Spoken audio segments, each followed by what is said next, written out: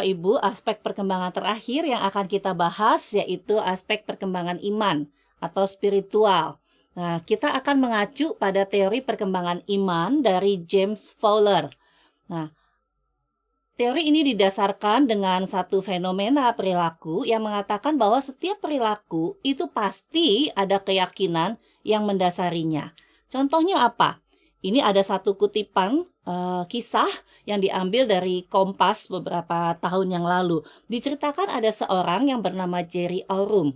Nah, dia itu memiliki rumah yang diberi nomor 54. Namun rumah di samping kiri dan kanannya itu ternyata tidak berurutan. Jadi unik gitu. Rumah di samping kanan dan kirinya itu nomor 9 dan nomor 70. Jadi nggak berurutan. Lalu ketika ditanya, Jerry ini bilang, oh, di kompleks ini kita bebas kok menentukan nomor rumah sepanjang nomor rumah itu belum diambil oleh pemilik rumah yang lain gitu. Jadi saya memilih nomor 54. Nah, kenapa 54? Karena angka 5 jika dijumlahkan dengan angka 4 itu angka 9. Dan ini adalah nomor bagus menurut kepercayaan sebagian orang. Tapi Jerry mengatakan sebenarnya saya itu lebih ingin supaya nomor rumah saya itu 45, bukan 54. Kenapa 45? Karena naik dari 4 ke 5. Kalau 54 kan turun ya, dari 5 ke 4. Seperti itu. Nah, jadi ini ada keyakinan. Jadi satu perilaku itu pasti ada keyakinan sesuatu di balik perilaku tersebut. Sama seperti perilaku Jerry Aurum untuk memilih nomor rumahnya. Nah, Bapak Ibu, semua orang menurut James Fowler, semua orang itu mempercayai sesuatu. Jadi semua orang mempercayai sesuatu atau believe in something gitu. Oleh sebab itu dapat dikatakan bahwa semua orang itu memiliki iman. Karena semua orang itu mempercayai sesuatu atau believe in something. Nah, saat kita berbicara tentang teori perkembangan iman ini, perlu digarisbawahi, perlu diingat bahwa teori ini tidak sedang berbicara tentang isi iman atau what-nya. Tetapi teori ini berbicara tentang cara. How? Bagaimana seseorang itu memiliki keyakinan? Bagaimana seseorang itu memiliki perkembangan dalam hal apa yang ia miliki? Nah, kalau di dalam teori perkembangan iman menyajikan adanya tahapan iman, yaitu bagaimana seseorang memahami dan mengalami imannya yang muncul melalui tahap-tahap yang penting. Fowler membuat ada 6 tahap perkembangan iman ini. Ada yang 0, yaitu masih dikatakan itu sebenarnya belum dimulai gitu ya. Itu pada usia baru lahir. Nanti kita akan lihat satu persatu. Nah, pada usia primal faith atau 0 sampai 2 tahun itu dikatakan sebenarnya belum punya dalam tanda petik ya, itu baru dimulai perkembangan imannya. Itu terbentuk melalui rasa aman dan relasi dengan pengasuh, khususnya pengasuh primer yaitu orang tua atau biasanya di dalam konteks Indonesia ibu gitu. Jadi iman itu dimulai dari adanya rasa aman yang berasal dari relasi. Dan kepercayaan pada orang dewasa itu menjadi dasar, ini penting sekali, kepercayaan kepada Allah. Lalu tahap yang pertama yaitu tahap yang disebut intuitive projective faith. Ini sekitar umur 2 sampai 7 tahun. Nah, pada tahap ini iman itu bersifat imajinatif dan dipengaruhi oleh cerita, dipengaruhi oleh gambar, dipengaruhi oleh pengalaman emosional. Nah, pemahaman itu belum logis. Ingat teori perkembangan kognitif gitu ya. Pada usia ini mereka belum logis pemikirannya, cenderung harfiah dan campur aduk antara fakta dan fantasi. Nanti kita lihat apa yang perlu kita lakukan di dalam pendidikan anak usia dini. Lalu yang kedua, tahap iman yang kedua, mythic literal faith, itu sekitar SD sampai usia di atasnya. Nah, anak memahami iman itu melalui cerita dan aturan moral secara literal. Dan konsep benar salah itu kuat, imbalan hukuman itu masih dominan. Ingat kembali pembelajaran kita pada perkembangan moral. Dan pemahaman tentang Tuhan itu hampir selalu digambarkan secara antropomorfik. Jadi ini contohnya. Contoh gambaran tentang Tuhan yang dibuat oleh anak usia 6-7 tahun. Jadi Tuhan itu digambarkan seperti sosok manusia, ya. Nah, lalu pada tahap yang ketiga, synthetic conventional faith itu sekitar remaja dan usia di atasnya. Pada saat ini iman sangat dipengaruhi oleh komunitas. Benar ya Bapak Ibu ya? Kita melihat pada anak remaja, biasanya mereka itu akan ke gereja yang sama dengan teman baik mereka gitu. Dan juga dipengaruhi oleh otoritas, yaitu keluarga, gereja, ataupun teman sebaya. Ada anak remaja misalnya ke gereja karena orang tuanya mengharuskan dia untuk ke gereja di situ bersama dengan orang tuanya gitu ya. Lalu pada tahap ini biasanya belum banyak refleksi yang kritis, tapi mulai mencari identitas iman. Nah, sintetik ini dipahami dalam arti bahwa seseorang itu mengumpulkan atau menyusun kembali semua nilai dan kepercayaan yang ditanamkan sebelumnya agar beroleh perspektif yang koheren atau perspektif yang selaras. Nah, konvensional artinya seseorang itu mengadopsi suatu sistem kepercayaan tertentu dan membentuk suatu komunitas yang lebih besar, misalnya gereja. Nah, unsur relasional itu sangat mempengaruhi cara seseorang beriman pada tahap ini. Jadi Tuhan dipahami sebagai suatu eksistensi atau perluasan dari hubungan antar pribadi, sehingga dianggap sebagai sahabat. Dan keterbatasan atau kelemahan dari tahap ini adalah kita perlu hati-hati karena ada kelemahan atau keterbatasannya, yaitu ada ketergantungan yang berlebihan terhadap orang yang penting dalam suatu komunitas iman tertentu. Jadi orang penting ini menjadi tolak ukur dalam menilai kebenaran, dalam memilah apa yang layak dipercaya. Dan sikap menurut atau conformity ini seringkali tanpa penilaian atau pemikiran kritis. Jadi kalau saya sudah mengagumi satu orang, misalnya saya mengagumi guru saya di sekolah sebagai anak remaja, atau saya mengagumi pembina remaja saya, maka segala hal yang dia lakukan itu adalah kebenaran. Dan saya layak mempercayai apa yang dilakukan oleh tokoh itu gitu ya, tanpa saya berpikir kritis. Nah, ini adalah cirinya pada tahap yang ketiga. Sementara ke tahap yang keempat adalah tahap individuatif reflective faith.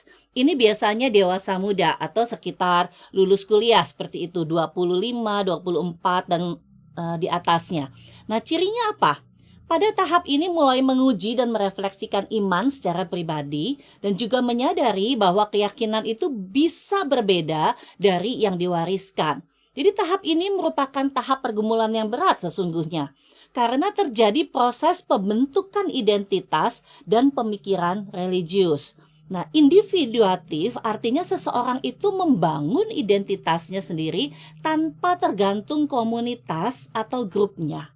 Dan reflektif ditandai dengan adanya pemikiran yang kritis, rasionalisasi, dengan merefleksikan. Dia mulai mempertanyakan, mulai memeriksa asumsi-asumsi dan praktek-praktek iman yang dilakukan oleh komunitasnya yang dia ikuti, ya, dengan tujuan mengklaim iman kepercayaan pribadinya. Jadi pada tahap ini bisa dikatakan bahwa seseorang itu tidak lagi berada pada iman yang secara komunal, tetapi iman itu sesuatu yang personal. Pada tahap ini orang akan mempertanyakan, dulu saya diajarkan bahwa Allah itu adalah Allah yang adil misalnya.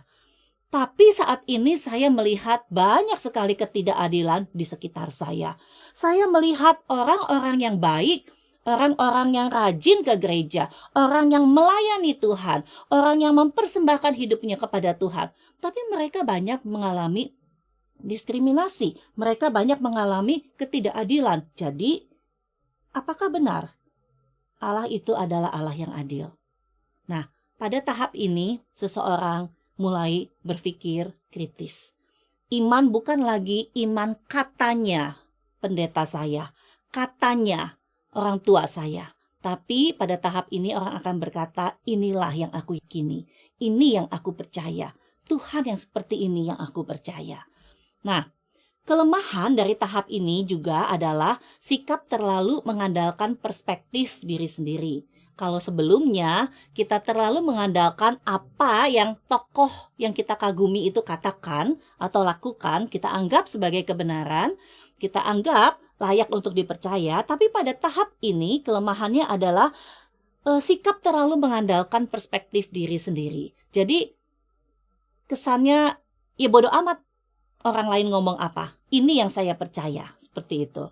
Nah, yang kelima adalah conjunctive faith. Ini dewasa tengah dan usia di atasnya. Pada tahap ini seseorang mampu memegang kebenaran, iman, sekaligus menerima kompleksitas dan misteri kehidupan. Orang pada tahap ini lebih terbuka terhadap perbedaan. Jadi muncul kesadaran akan keterbatasan pribadi dan mulai meragukan penilaian yang dirasa benar di tahap sebelumnya. Jadi sebelumnya saya mikir seperti ini, terus dia pikir-pikir lagi, benar nggak ya gitu ya? Kok ada keyakinan lain atau pendapat lain dari orang lain yang mengatakan begini? Jangan-jangan apa yang saya yakini selama ini sebagai kebenaran pribadi saya itu sebenarnya nggak benar.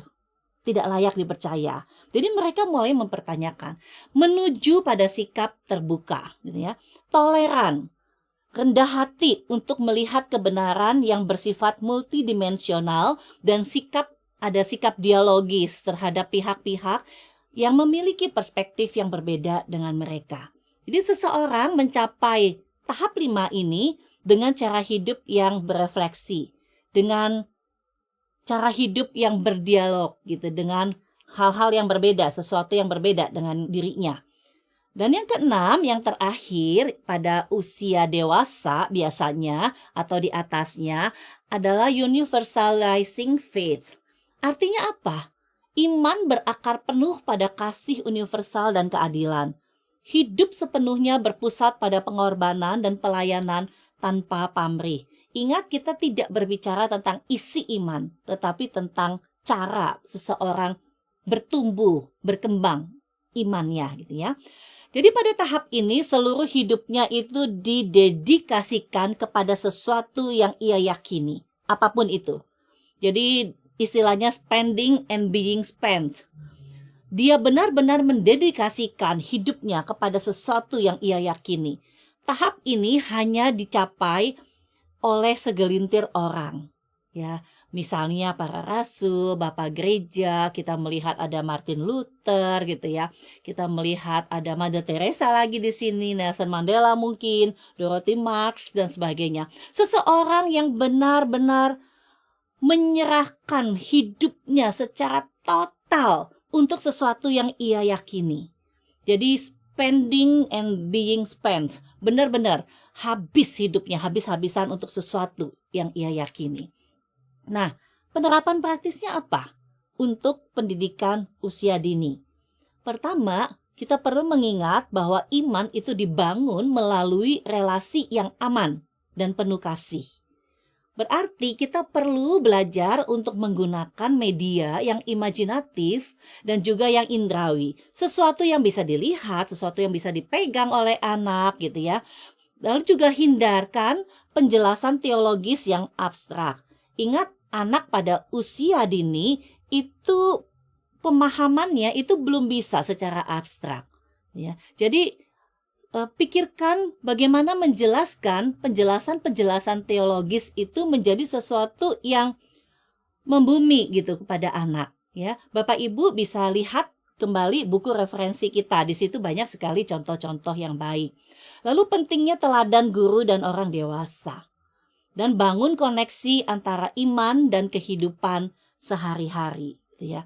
Nah, sekali lagi anak usia dini itu belajar percaya kepada Allah melalui rasa aman yang mereka rasakan dari hubungan dengan orang dewasa di sekitarnya. Jadi kita sebagai pendidik perlu menunjukkan kasih, menunjukkan kesabaran dan konsistensi sehingga anak mengkaitkan kasih itu dan dengan gambaran tentang Allah. Tadi media imajinatif dan indrawi, karena anak memahami iman lewat gambar, lewat cerita, lewat nyanyian, lewat drama, maka pembelajaran iman juga harus kaya dengan visual, dengan gerakan, dengan pengalaman langsung. Dan cerita Alkitab sebaiknya disampaikan dengan bahasa yang sederhana, dengan menggunakan alat-alat bantu, alat-alat peraga yang sederhana, gambar, boneka, gerakan, dan sebagainya. Ya. Tadi yang hindari penjelasan teologis yang abstrak, jadi fokus pada pesan inti yang sederhana dan konkret. Misalnya, Tuhan sayang semua anak, dibandingkan dengan penjelasan doktrin yang kompleks. Dan pentingnya teladan guru dan orang dewasa. Jadi sekali lagi bahwa anak itu lebih banyak menyerap iman melalui pengamatan dan peniruan, bukan hanya instruksi verbal. Jadi guru itu menjadi inkarnasi nilai-nilai iman yang diajarkan. Kalau kita mengajarkan tentang kasih, kesabaran, pengampunan, apakah anak melihat dari hidup kita? Dan yang terakhir, kita perlu mengkoneksikan antara iman dan kehidupan sehari-hari. Jadi kegiatan sehari-hari di kelas, misalnya berbagi mainan, menolong teman, itu dapat dikaitkan dengan nilai iman. Kita bisa mengatakan bahwa Tuhan senang loh kalau kita itu saling menolong. Yuk kita belajar untuk share mainan kita, untuk share krayon atau spidol warna kita, ya. Dan ini membantu anak untuk melihat bahwa iman itu bukan hanya terbatas pada saat hari Minggu, saat ibadah, tetapi juga iman itu sesuatu yang hidup dan kita hidupi sepanjang keseharian hidup kita.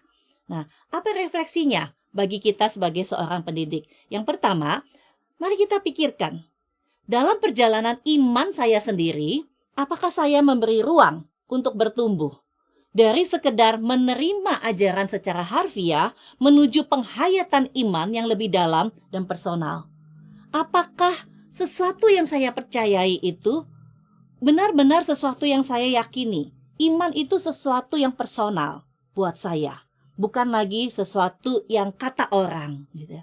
Yang kedua, apakah kegiatan belajar yang saya rancang di kelas itu sudah memberi kesempatan bagi anak untuk mengalami iman secara konkret melalui cerita, melalui lagu dan teladan, dan bukan hanya melalui penjelasan lisan. Mari kita berefleksi masing-masing. Tuhan berkati.